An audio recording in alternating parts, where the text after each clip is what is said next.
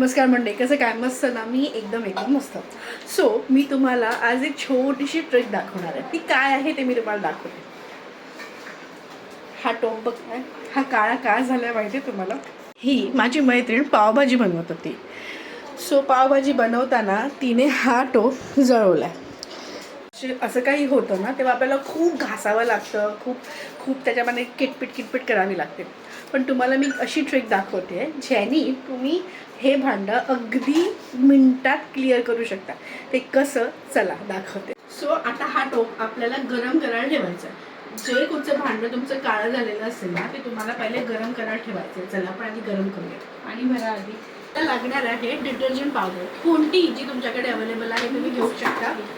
आणि विम. आता आमच्याकडे विम आहे, तुमच्याकडे असं कुठचंही लिक्विड असेल तुम्ही भांडी घासायचं घेऊ शकता. या इकडे आता ते तवा गरम झालाय. ठीक आहे, तवा नाही, टोप आहे. टोप गरम झालाय, त्याला आता बंद करूया कारण आपला हात भाजू शकतो. त्याच्यात हे घालायचं आहे. तुम्ही बघू शकता की हे असं व्हायला लागलंय. त्याच्यात ही पावडर. ओके. आणि आता हे यूज केलेलं लिंबू पण तुम्ही वापरू शकता. त्यांनी हे असं घासत राहायचं. आपण याच्यात थोडा बेकिंग सोडा घालायचा आहे. पण मी ह्यानी घालते, तुम्ही तुमच्या हिशोबाने घालू शकता. ॲक्च्युली तुम्हाला कंटिन्युअसली हे गॅसवर ठेवूनच करायचं आहे, पण टोप असल्यामुळे हात भाजू शकतो म्हणून मी ते थोडं थंड करते आणि करते. पण तुम्ही जर कंटिन्युअसली आता बघा इथे, हे बघा, हे असं दिसतंय, हे असं निघत राहणार.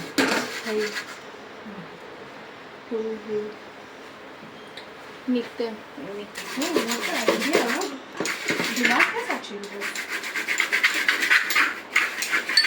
थोडंसं जात आहे. आता हे जर कंटिन्युअसली गॅसवर तुम्ही ठेवून केलं तर ते लगेच निघणार. पण मी थंड करत घासते म्हणून त्याला वेळ लागतो.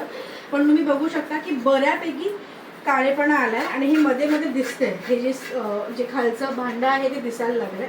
सो असंच करत आपल्याला हे सगळं काळं काढायचं आहे. ह्याच्यात मेहनत कमी लागते, तुम्हाला हाताची ताकद कमी वापरायला लागते जर तुम्ही गॅसवर ठेवून कंटिन्युअसली केलं तर.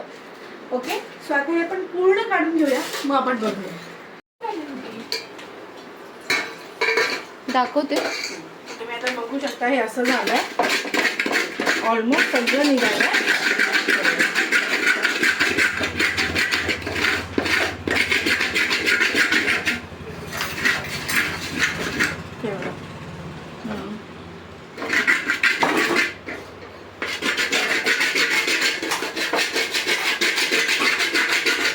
तुम्ही बघू शकता की बऱ्या आता ऑलमोस्ट निघाले. आता हे अजून एकदा घासलं की तुमचा टोप एकदम चकचकीत. नक्की कमेंट करून सांगा की तुम्हाला ही ट्रिक आवडली आहे का, आणि जर तुम्हाला अशा ट्रिक्स हव्या असतील मला नक्की कमेंट करा, लाईक करा, सबस्क्राईब करा आणि सांगत राहा की तुमच्यासाठी मी कसे कंटेंट. चला मग पुन्हा भेटू, तोपर्यंत बाय. जय श्रीराम.